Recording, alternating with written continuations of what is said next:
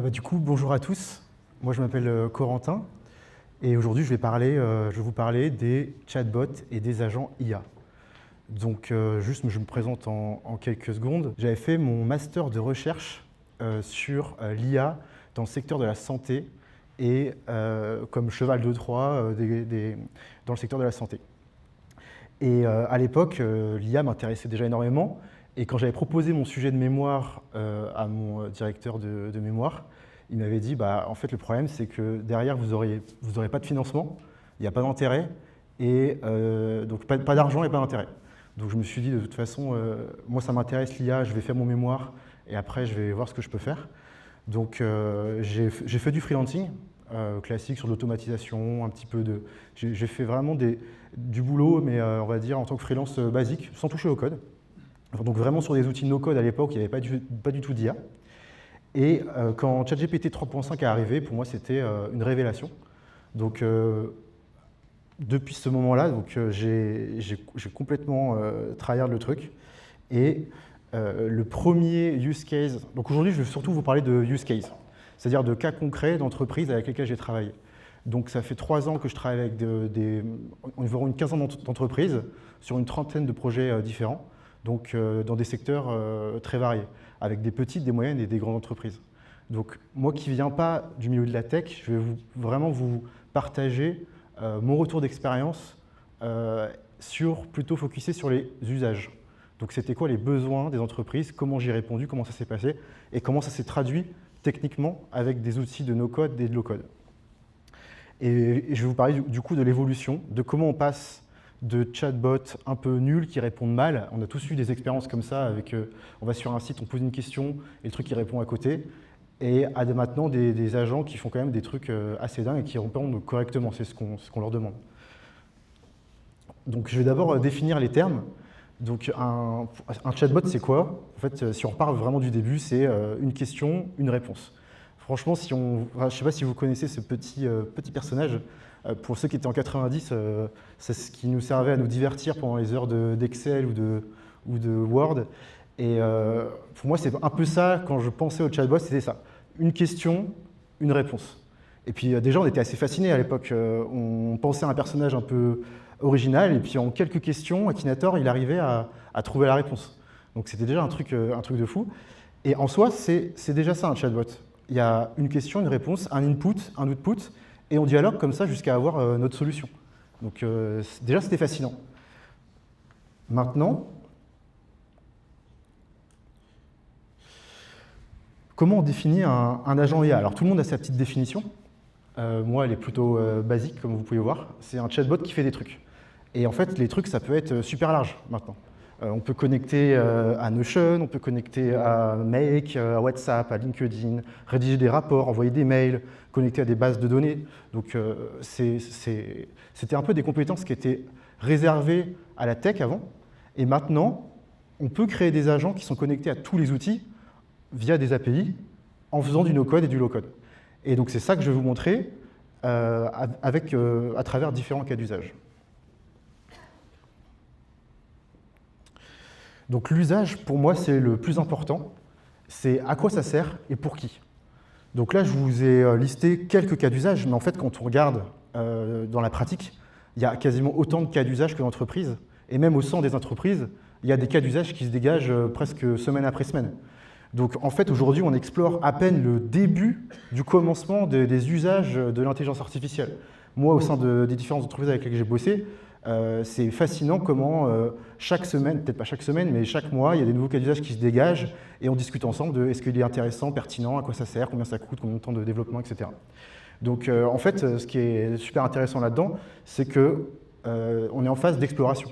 Il y a énormément de choses à faire encore. Et ce qu'on voit le plus souvent, qui est montré dans des vidéos sur YouTube, etc., c'est vraiment une petite partie de l'iceberg des cas d'usage. Donc moi, je vais vous en montrer aussi une petite partie, mais j'espère que ça pourra vous inspirer aussi à d'autres cas d'usage, et peut-être on pourra lancer des discussions là-dessus. Alors ouais, moi aussi, je vais vous poser 3 questions. Je ne vais pas vous faire lever, parce qu'il est tard, on est fatigué. Je vais juste vous faire lever la main. Pour vous, est-ce que le no-code, le low-code, est-ce que c'est un gadget? C'est-à-dire, est-ce que ça peut répondre à des projets sérieux? Donc je fais exprès de poser des questions un peu binaires. Du coup, ceux qui pensent que le no-code c'est gadget et que pour des projets sérieux ça ne vaut pas le coup, levez la main. N'hésitez pas. Ok, un petit 30%. Et qui pense que... oui, qu'est-ce qui pense que... J'ai fait mon truc trop petit là, j'ai trop raccourci mon idée là, c'était quoi de nouveau dans... C'était quoi de nouveau? Qu'est-ce que je voulais dire par là? Bon, peu importe. Le goal remplacement, bon, c'est une question un petit peu polémique, pas celle que vous pensez, mais c'est sur le fait, est-ce qu'on va tous être remplacés par l'IA ou pas? C'est un truc qu'on entend très souvent. Alors là, je vais vous poser la question de la même manière, de manière binaire. Pour vous, est-ce qu'on va tous être remplacés par l'IA? Ceux qui pensent qu'on va tous être remplacés, lèvent la main. À terme, c'est-à-dire à terme, est-ce que c'est terminé voilà. Ok, d'accord, une petite... c'est bien, on est une salle d'optimistes, c'est un vrai bonheur. Donc peut-être je retrouverai la première question tout à l'heure. Alors, je vous parle d'usage, mais le premier usage moi, que j'ai eu et que je me suis dit, mais en fait, un chatbot, ça pourrait être intéressant, c'est, parce que là-bas, je crée un petit jeu de société avec des amis, qui est devenu un projet sérieux. Maintenant, on a mis beaucoup d'argent dedans, on a gagné 0, mais on s'amuse beaucoup. Mais il y avait un cas d'usage qui va peut-être vous parler si vous aimez les jeux de société, en général. C'est une petite soirée de jeux de société avec les gens, avec les amis, c'est vraiment cool. Mais il y a un truc que personne aime, c'est lire les règles. Personne aime lire les règles. Enfin, peut-être, j'ai rencontré une personne qui aimait bien ça, mais c'est vraiment exceptionnel. Donc, moi, quand je présentais mon jeu et quand je le faisais tester, je le sentais à chaque fois dans l'usage, le moment d'expliquer les règles, ça m'embêtait moi-même, alors que c'était mon jeu, et je voyais que ça faisait souffrir les gens, alors qu'au final, le jeu, je savais qu'il était simple, et quand les gens connaissaient les règles, après, ils y jouaient tranquille. Donc je me suis dit, mais comment... Et puis surtout, il y avait un problème, c'est que dans les livrets de règles, on n'a pas envie de se taper un livre de 40 règles, ça fait peur en fait, alors que des fois on a des questions qui sont très spécifiques. Et c'est là où l'IA devient incroyable, c'est que ça permet de répondre à la question qu'on n'avait pas dans le point de règle et que les créateurs n'avaient pas envie de mettre dans le point de règle parce que ça encombre le livret de règles qui est déjà costaud. Donc ça c'était le premier cas d'usage. C'était créer un chatbot d'aide pour les joueurs en ligne, ils se connectent, ils ont une question, ils répondent. Je vais vous faire une petite démo tout à l'heure, en 2 secondes. Et je vais vous montrer maintenant même. Hop. Ouais, c'est le premier cas d'usage, donc ça se présente comme ça, avec le livret de règles d'un côté. Voilà, on peut consulter, etc. C'est cool. Tout ça, c'est sur WordPress, hein, c'est rien. Voilà, il y a un petit message au début qui arrive, qui dit en ouvrant une porte dérobée, vous tombez sur Cavaillès en train de tatouer un symbole rénitent sur l'avant-bras du... Bref, ça met dans l'histoire. Donc c'est un jeu qui parle de la singularité technologique, où une IA, donc c'est créé il y a 8 ans, une IA qui va arriver, qui va prendre le pouvoir, etc. Et des héros doivent lutter contre elle. Mais moi, en fait, c'était juste histoire de rendre les règles un peu moins boring, ennuyeuses. Donc là, je vais poser une question, par exemple, explique-moi le jeu. Explique-moi le jeu. Alors je vais faire plein de démos. Normalement, c'est risqué de faire des démos en live parce que ça craque toujours, donc je me dis, il y en a bien une qui va marcher.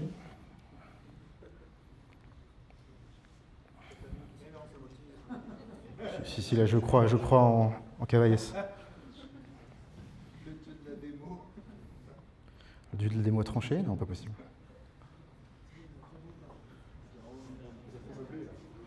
Non, j'y crois. Je vais... Ah, c'est bon, voilà. Il était un petit peu lent à la détente. Donc il répond. Cavaillès pose sa clé à molette, se redresse avec un petit sourire narquois. Et du coup, là, il explique le jeu, le principe, avec un petit peu d'HTML, un petit peu de CSS, donc rien d'incroyable, mais avec un hyperlien qui ramène vers les pages qui sont intéressantes justement pour cette partie du jeu. Donc ça, on l'a testé, et lors de nos bêta-tests, en fait, les joueurs, ils l'utilisent, et ils ont des fois des questions super... qu'on n'avait pas pensé, on se dit, ah là, c'est une question qui revient tout le temps, bon, on va le rajouter au livret de règles, ça vaut le coup. Donc c'était le premier usage que j'ai pensé. Mais ça rapporte pas un rond, parce que du coup, c'est moi qui l'avais fait pour moi. Et, et là, il y a GPT, sur Malte, je me suis dit, peut-être ça peut intéresser l'entreprise.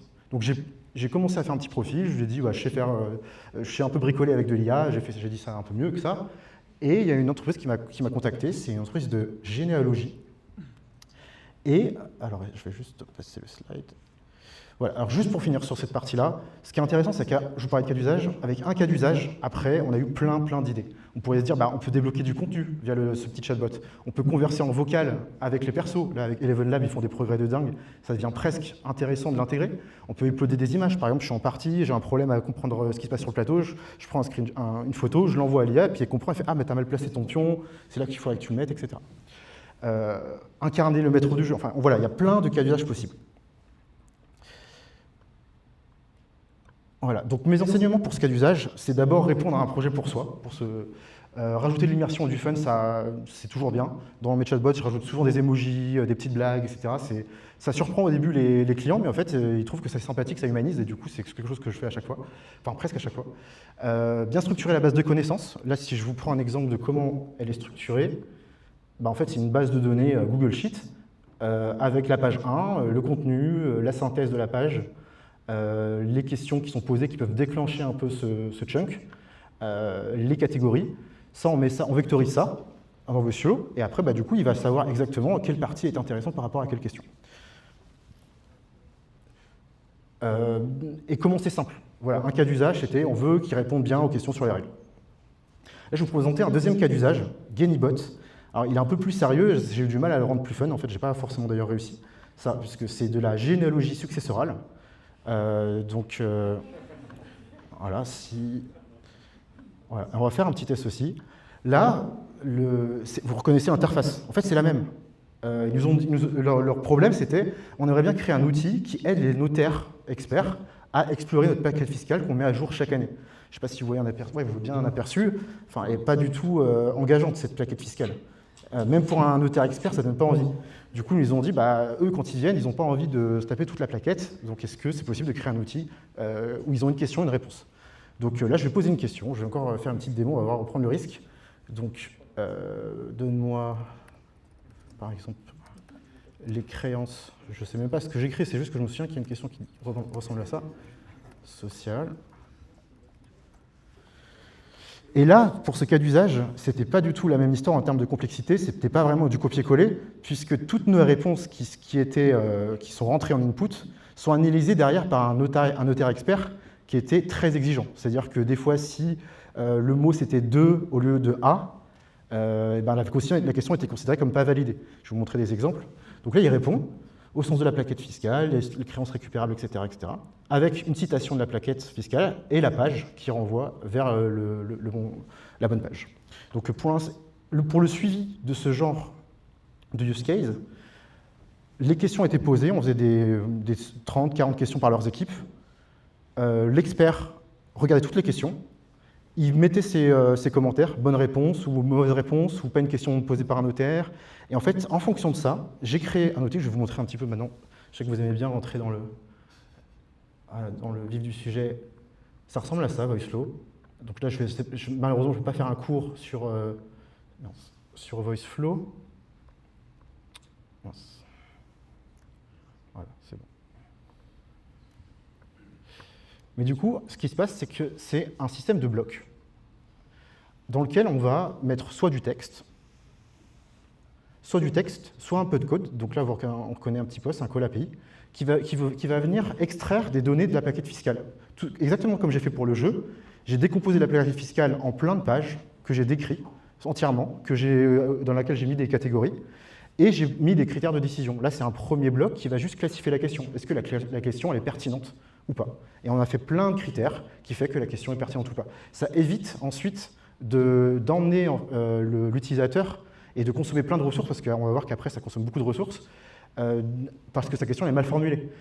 On s'est aperçu que la majorité des fois où Genibot répondait mal, c'est parce qu'en fait, la question était mal formulée. En fait, les gens, ils ont l'habitude de parler un peu comme ils parlent à leurs potes, sauf que ça, c'est pas du tout précis pour une IA.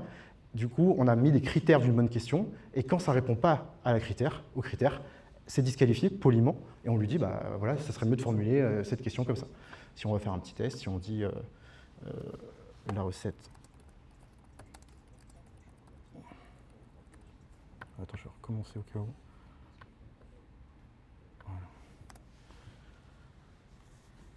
Voilà, normalement, ça passe.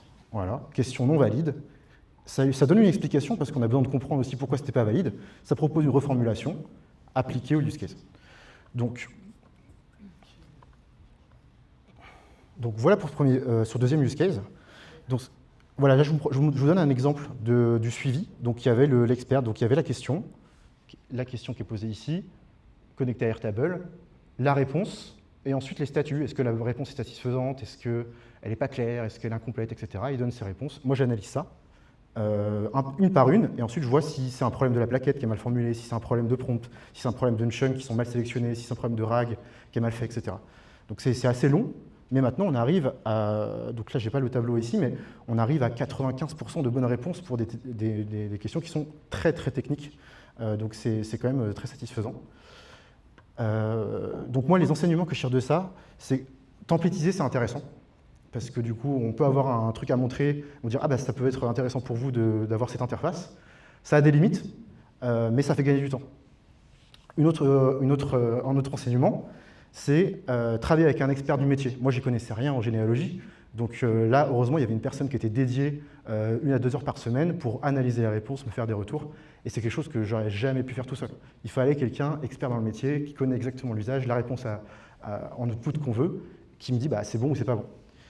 Limiter les compétences de l'agent, ça c'est quelque chose que maintenant je fais dans tous les agents, c'est-à-dire pour que ça ne parte pas en live quand les gens discutent avec, et que ça ne consomme pas toutes les ressources pour des petites questions qui sont mal formulées, et bien juste on prend en compte un petit cerveau de décision qui va dire c'est une mauvaise question, et hop, ça boucle sur un modèle qui coûte pas cher, et ça répond et ça reformule.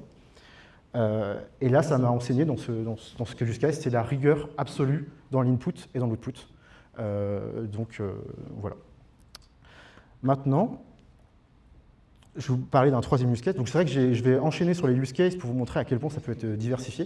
Donc ça, c'est une entreprise, pour ceux qui connaissent, de téléphonie mobile.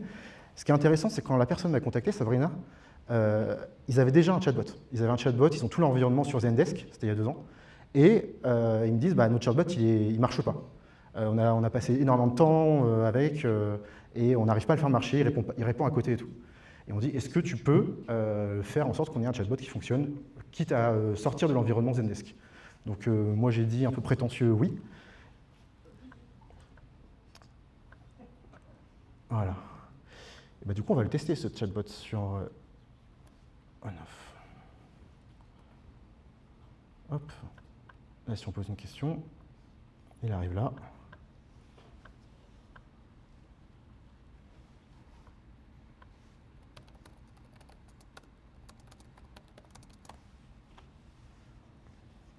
Donc là, le use case, il est assez simple. C'est répondre à des questions de FAQ.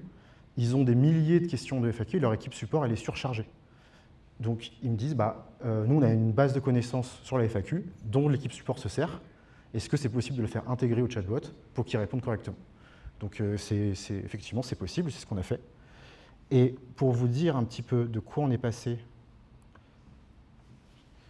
à quoi ça ressemblait, j'ai recréé un petit peu à quoi ressemblait un chatbot. Ah, merci. Je vous montre un petit peu à quoi ressemblaient les chatbots qui étaient créés à l'époque, avant l'arrivée de l'IA. Donc c'était un peu l'époque NLU. C'était des blocs de décision, des blocs de conditions. Et là, rien qu'en regardant ça, ça donne mal à la tête. C'est-à-dire que je comprends totalement que le projet ait échoué, parce que ça, c'est un enfer à créer, mais c'est un enfer à maintenir. C'est-à-dire que dès qu'il y a une modif à faire, il faut savoir quel bloc dépend de quel bloc, dépend de quelle base de connaissances, etc. Il faut tout segmenter. Et les mecs qui avaient fait ça, ils étaient techniquement bien meilleurs que moi, c'est sûr. C'est juste que l'outil n'était pas adapté à leur use case. Moi, je suis parti, j'ai fait du coup de VoiceFlow. Et voilà, en plus, voilà, je vous montrais. C'est vrai que le temps passe vite, donc je ne vais pas vous montrer ce qui ne marchait pas.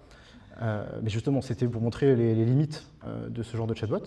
Et en fait, maintenant, ce qu'on peut faire avec des outils no-code comme VoiceFlow, c'est créer des blocs qui vont être des mini-agents de décision à chaque fois. Là, par contre, par exemple, on a besoin d'un petit chatbot qui extrait la langue de l'utilisateur.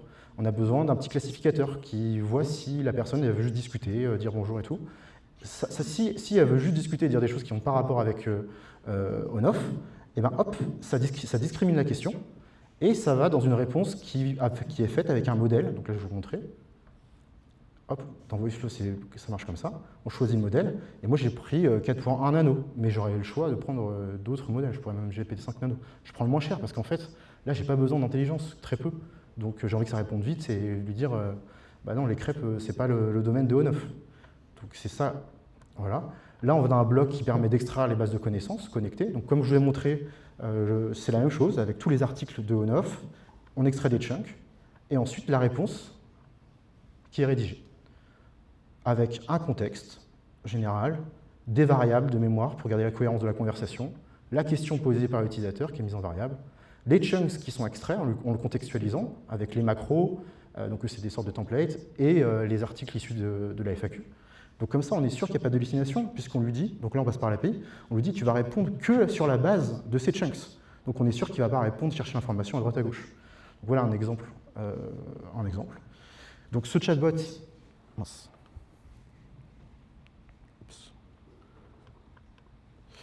Ce chatbot, au fur et à mesure, on l'a renforcé. On a ajouté de plus en plus de fonctionnalités, notamment la connexion à Zendesk, notamment... Ah, c'est bon. Voilà. Tac. C'est bon, ouais. Voilà, donc on passe des chatbots NLU, un peu complexes, qui font mal à la tête, à des chatbots beaucoup plus fluides, où on peut gérer beaucoup plus d'input et gérer la qualité en fait, des réponses. Donc, on est parti au début d'un chatbot assez simple de FAQ qui répond à des questions de support. Donc là, on arrive... c'était il y a 2 ans déjà. Après, ils m'ont demandé un chatbot reverse bot parce qu'en fait, le week-end, quand les personnes... Parce que le premier chatbot, il envoie des tickets de support. Il crée des tickets de support qu'il prépare en brouillon à l'équipe de support qui va répondre manuellement pour vérifier si ça va être validé, s'il y a besoin d'investiguer plus sur cette question-là. Mais le week-end, ils ne sont pas dispo. Donc ils m'ont demandé, est-ce qu'on peut automatiser aussi le week-end les réponses? Donc effectivement, c'est ce que j'ai fait. Et le reverse bot, pour la petite anecdote, il y a un moment, Sabrina m'appelle le lundi, donc on le lance le dimanche, le samedi. Ça tourne le dimanche. Et elle m'appelle le lundi, elle me fait, Corentin, on arrête tout. Arrête tout, le chatbot. Je dis, il y a un problème, il ne marche pas, il a dit des bêtises. Et elle me dit, non, c'est pas ça, c'est que il répond trop bien et on ne sait pas quoi donner à notre équipe de support quand il revient du week-end. Donc c'était finalement pas qu'une bonne nouvelle, mais je lui ai dit, mon but c'est pas de mettre tout le monde au chômage. Elle me dit, t'inquiète, nous non plus.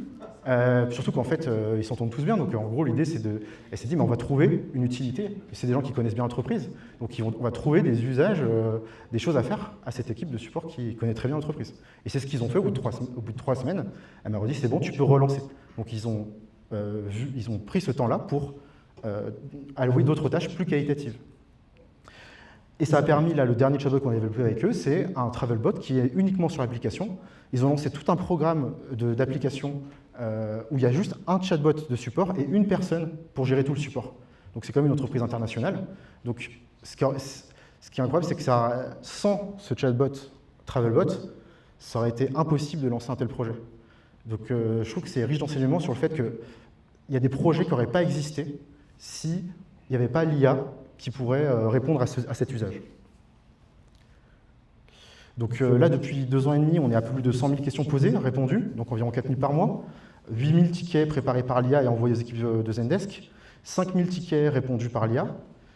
Et là, vous voyez, j'ai fait exprès de le montrer, c'est le taux de satisfaction client par rapport aux tickets et aux réponses. Vous voyez qu'il y a quand même pas mal de rouge. Donc, en fait, d'ailleurs, il y a plus de gens qui ne sont pas contents des réponses que des gens qui sont contents. Donc, on pourrait se dire, c'est bizarre, ils le laissent en ligne, donc alors que c'est un chatbot, du coup, qui ne marche pas.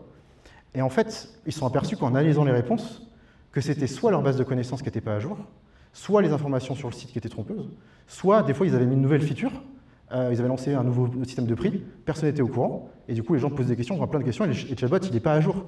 Donc, il répond mal. Donc, en fait, ce qui est intéressant là-dedans, c'est que même les mauvaises réponses sont très riches d'enseignements.